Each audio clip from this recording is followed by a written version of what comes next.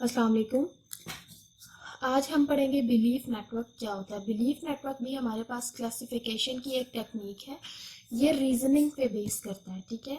इसका और ये किस लिए यूज़ होता है, ये आपके पास रियल वर्ल्ड जो प्रॉब्लम्स होती हैं उनको सॉल्व करने के लिए आप इसको बिलीफ नेटवर्क को यूज़ करते हैं। बिलीफ नेटवर्क का आइडिया ये है कि आपके पास एक प्रॉब्लम डोमेन गिवन होती है, आप उसको मॉडल करते हैं। और कैसे मॉडल करते हैं, सेट ऑफ नोड से मॉडल करते हैं और उन नोड्स को आप कनेक्ट करते हैं एजेस के साथ, ठीक है। और आपके पास लेट्स सपोज ये एक नोड है और ये एक नोड है, ये y है और ये z है, ठीक है। अब ये आपके पास दो नोड्स हो गए हैं, इनको कनेक्ट किससे करेंगे, एजेस के साथ कनेक्ट करेंगे, ठीक है। और एजेस के साथ कनेक्ट करने के बाद आप ये बताते हैं, देखें ये आपके पास ये वाली नोड क्या हो जाएगी, आपके पास पेरेंट हो जाएगी, और ये वाली नोड आपके पास क्या हो जाएगी, इसकी डिसेंडेंट हो जाएगी, ठीक है।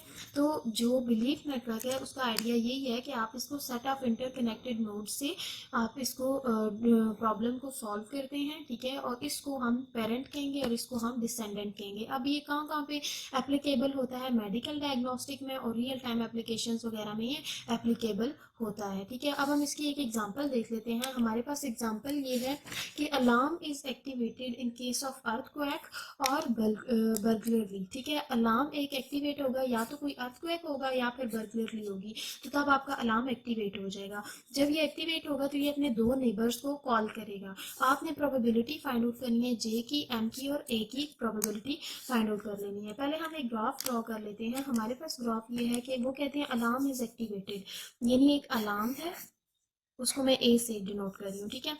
ए एक अलार्म है, वो तब एक्टिवेटेड होता है जब या तो कोई अर्थक्वेक आता है जिसे मैं ई से डिनोट कर रही हूँ, या कोई बर्गलरी होती है जिसे मैं बी से डिनोट कर रही हूँ, ठीक है। ये क्या करता है, अपने दो नेबर्स को कॉल करता है। एक को मैं कह देती हूँ ये जॉन है और एक को मैं कह देती हूँ ये मैरी है, यानी ये जॉन को भी कॉल करेगा और मैरी को भी कॉल करेगा, दो नेबर्स को ये कॉल कर देगा, ठीक है।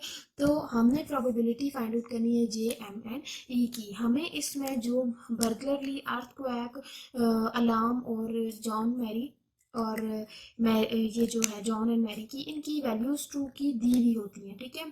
ट्रू की वैल्यूज़ हमें गिवन होती हैं। फॉर एग्जांपल हमें दी हुई है अर्थक्वेक की जो है, ये ट्रू की वैल्यू गिवन है हमें अर्थक्वेक की 0.002, और इसकी फॉल्स वैल्यू हम खुद कैलकुलेट कर लेते हैं। बर्गलरली में क्या होता है, इसकी भी ट्रू वैल्यू क्या है 0.001 और फॉल्स वैल्यू हम कैलकुलेट कर लेंगे। जॉन कॉल की आपके पास ट्रू वैल्यू है 0.90, फॉल्स आप कैलकुलेट करेंगे, ट्रू जो है। देन मैरी कॉल की ट्रू जो है वो 0.70 है, ठीक है, और आप फॉल्स की कैलकुलेट करेंगे। और अलार्म की जो ट्रू वैल्यू है वो आपके पास क्या दी है। अब अलार्म का जो टेबल है वो कैसे बनेगा, देखें इसका टेबल तो हमारे पास क्या था, 2 की पावर 1, ठीक है। यानी आपके पास क्या था, 2 की पावर 1 कैसे आई है, जो अर्थक्वेक है क्या वो किसी पे डिपेंड कर रहा है, अगर अर्थक्वेक यहाँ से ख़त्म भी कर दें तो इसका किसी और पे कोई इफेक्ट नहीं पड़ेगा, ठीक है। तो इसका क्या मतलब है कि 2 की पावर 1 हम लेंगे, 2 की पावर 1 2 के इक्वल होती है, यानी 2 पॉसिबिलिटीज होंगी, या तो ट्रू होगा या फिर फॉल्स होगा। इसी तरह बर्गरली, जॉन और मैरी कॉल, ये जो है ये भी हमारे पास तीनों 2 की पावर 1 में आएंगे, क्योंकि इनको भी अगर अलग-अलग ख़त्म कर दिया जाए तो ये किसी पे डिपेंड नहीं कर रही है, ठीक है। तो 2 की पावर 1 यानी 2 पॉसिबिलिटीज होंगी, ट्रू और फॉल्स। लेकिन अलार्म जो है, अगर मैं बीच में से अलार्म को ही ख़त्म कर देती हूँ तो अर्थक्वेक और बर्गरली तो ख़त्म हो जाएंगे, ठीक है, क्योंकि ये दोनों और ये दोनों इस पे डिपेंड कर रहे हैं। तो यहाँ पे हमारे पास 2 की पावर क्या हो जाएगी, 2 दैट इज इक्वल टू 4। इसका मतलब क्या है कि मेरे पास कितनी पॉसिबिलिटीज होंगी, मेरे पास पॉसिबिलिटीज 4 होंगी, ठीक है। अलार्म के केस में मैं टेबल बनाती हूँ, अलार्म में मेरे पास क्या होगा, 4 पॉसिबिलिटीज होंगी, ट्रू ट्रू, फॉल्स फॉल्स, ठीक है। 4 जब होती है तो हम क्या टेबल बनता है हमारे पास, ट्रू फॉल्स ट्रू फॉल्स, ठीक है। तो ये किस केस में हम ले रहे हैं, बर्गलरली एंड अर्थक्वेक के केस में ले रहे हैं, ठीक है। ये हमारे पास है। अब देखें इनका जो रिजल्ट है ना, यानी ट्रू की वैल्यू पे क्या आएगा, फॉल्स की वैल्यू पे क्या आएगा, वो हम देख लेते हैं, ठीक है। ट्रू वैल्यूज़ तो हमें ट्रू ट्रू की ये वैल्यूज़ तो हमें गिवन होती हैं, 0.95 ये गिवन है, ये 0.94 है, ये 0.29 है और ये 0.09 1 है। अब फॉल्स कैसे हम निकालते हैं? जो फॉल्स वैल्यू होती है वो हम कैलकुलेट करते हैं 1 माइनस ट्रू वैल्यू। जब हम इसमें से 1 माइनस ट्रू वैल्यू कैलकुलेट करेंगे तो हमारे पास क्या होगा? 1 माइनस, देखें अर्थक्वेक की फॉल्स वैल्यू कैलकुलेट करें, 1 माइनस 0.002 जब हम करेंगे तो वो 0.998 आएगा, ठीक है। इसी तरह से अगर हम बर्गलरली की फॉल्स वैल्यू 1 माइनस 0.001 करें तो आपके पास 0.999 आ जाएगा।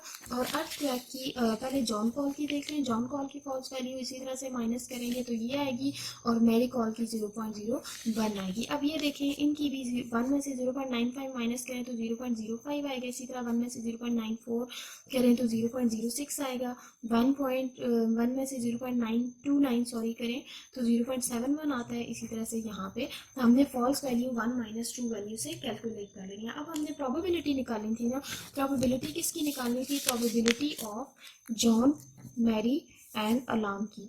तो probability of John and Mary and alarm, और किसकी नहीं निकालनी थी? उनके साथ हम नेगेशन लगा देंगे। बर्गलरली एंड अर्थक्वेक की नहीं निकालनी थी ना, तो जैसे negation of burglary, negation of earthquake, इन दोनों की नहीं निकालनी थी। तो इससे फॉर्मूला क्या निकलेगा? देखें, probability of J by A multiply probability of M by A, ठीक है, मल्टीप्लाई प्रोबेबिलिटी ऑफ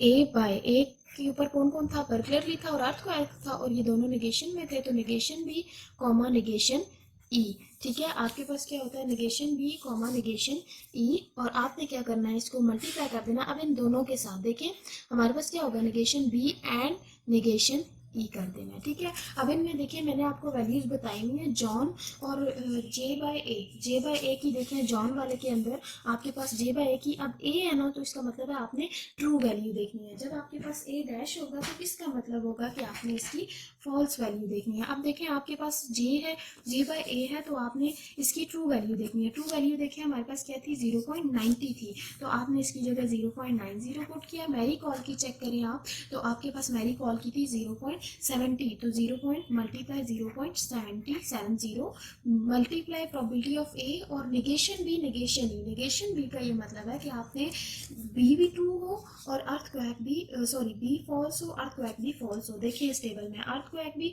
और बर्गलरली दोनों फॉल्स हैं। इनकी क्या कौन सी वैल्यू देखनी है? ट्रू वाली वैल्यू देखनी है, तो वो कौन सी होगी? 0.001। इसी तरह से आपने negation of B and negation of E था ना, तो नेगेशन ऑफ बी यानी बी वाले की फॉल्स वैल्यू और नेगेशन ऑफ ई यानी ई वाले की फॉल्स वैल्यू, इन दोनों को आपने मल्टीप्लाई कर देना है। नेगेशन ऑफ बी का क्या मतलब है कि आपने किसको करना है? नेगेशन ऑफ बी और नेगेशन ऑफ ई, यानी 0.999 मल्टीप्लाई 0.998, ठीक है। इन दोनों की देखें नेगेशन ऑफ बी की वैल्यू क्या थी? 999 थी और फॉल्स वैल्यू, और नेगेशन ऑफ ई की क्या थी? यानी ई की फॉल्स वैल्यू 0.998 थी। तो इनको जब आप मल्टीप्लाई करते हैं तो हमारे पास क्या आंसर आ जाता है? हमारे पास आंसर आता है 0.0006 आता है, ठीक है। अब आपने क्या करना है? ये 0006 आता है, ठीक है। तो ये हमारे पास क्या आ जाता है? Probability of John, Mary and alarm की प्रोबेबिलिटी आ जाती है, ठीक है। अब आपने क्या करना होता है? अगर आपको कहा जाए कि एक नेबर की भी आपने प्रोबेबिलिटी फाइंड आउट करनी है तो आपके पास प्रोबेबिलिटी ऑफ जे क्या होगा? यानी नेबर की फाइंड आउट करनी है तो जे बाय ए, ठीक है। जे बाय ए के बाद आपके पास होता है जे बाय ए है और प्रोबेबिलिटी ऑफ ए है। इसी तरह से आपने बीच में प्लस लगाना है और जे बाय ए डैश और multiply probability of A dash लगा देना है, ठीक है। अब हम क्या कहते हैं? ए डैश लगा दिया हमने, ठीक है। अब इसी तरह से देखें हम प्रोबेबिलिटी ऑफ ए तो नहीं पता ना, तो प्रोबेबिलिटी ऑफ ए हमें कैसे पता लगेगी? प्रोबेबिलिटी ऑफ ए का फॉर्मूला होता है, देखें अलार्म पे कौन कौन से थे? 2 थे ना, हमारे पास एक था बर्गलरली था और एक था अर्थक्वेक था। इन दोनों की ट्रू वैल्यूज, ठीक है, मल्टीप्लाई इन दोनों को एंड कर देना है, बी एंड ई कर देना है। इसी तरह से प्रोबेबिलिटी ऑफ एक दफ़ा निगेशन ऑफ बी और ई करेंगे, इसी तरह से सॉरी ए बाय हमेशा ए के साथ करना है, ठीक है। इसी तरह से आपने क्या करना है? इसको मल्टीप्लाई कर देना है आपने, और बीच में यहाँ पे प्लस आएगा, ठीक है, और इधर आपने मल्टीप्लाई कर देना है probability of negation of B and E. अब निगेशन ऑफ बी हो गया ना, अब बीच में क्या आएगा? प्लस। अब आपने क्या लेना है? प्रोबेबिलिटी ऑफ बी हो गया। अब ई के साथ निगेशन नहीं हुआ ना, तो अलार्म बाय आपके पास बी कॉमा निगेशन ऑफ ई हो गया, ठीक है। इसी तरह से आपके पास है probability of B and E, negation कर लेंगे। इसी तरह से आपने प्लस, अब दोनों की निगेशन रहती है तो probability of A by B पे भी निगेशन एंड ई पे भी निगेशन, और इन दोनों को फर्दर हम क्या कर लेंगे, एंड कर लेंगे, यानी B negation and E negation, ठीक है। इसी तरह से हमने इनकी वैल्यूज पुट कर लेनी है। देखें, यानी अलार्म वाले टेबल में जाके बी और ई की ट्रू वैल्यूज क्या है वो आपने देखनी है, और फिर इलादा से बी के टेबल की और ई के टेबल जो बर्गलर की था और अर्थक्वेक की ट्रू वैल्यूज को आपस में एंड का है ना, तो एंड का क्या मतलब होता है, आपने क्या करना है, इनको मल्टीप्लाई करना है। इसी तरह से मल्टीप्लाई करके ये आपके पास आ जाती है वैल्यू 0.002 आ जाएगी। और जब आपने पी ए, ये तो हमने पी ए निकाला था ना, जब आप पी ए डैश निकालते हैं ना, तो पी ए डैश निकालने के लिए जहाँ जहाँ पे भी ए होगा वहाँ वहाँ पे आपने ए डैश कर देना है। जैसे अब ये ए था ना, यहाँ पे ए डैश कर देंगे, यहाँ पे ए डैश, यहाँ पे भी ए डैश कर देंगे, यहाँ पे तो नहीं था, यहाँ पे, ठीक है। जहां जहाँ पे ए होता है वहां पे आप क्या कर देते हैं, ए डैश कर देते हैं। अब पहले ए था तो ट्रू वैल्यूज ले रहे थे, अब ए डैश आ गया तो हम इनकी कौन सी वैल्यूज लेंगे, फॉल्स वाली वैल्यूज लेंगे। फॉल्स वाली वैल्यूज लेने के बाद आपके पास आंसर आ जाएगा 0.997। इस आंसर को आपने पुट करना है फाइनल वैल्यू में, जो कि आपके पास क्या थी, probability of J equal to, आपके पास ये थी ना जो फाइनल वैल्यू थी ये वाली, ठीक है। तो आपने इस फॉर्मूले में फाइनली पुट करना है। इस फॉर्मूले में पुट करने के बाद आपका आंसर आएगा 0.052। तो ये आपने निकाल ली कि इनका बिलीफ नेटवर्क के अंदर प्रोबेबिलिटी क्या होती है। Thank you.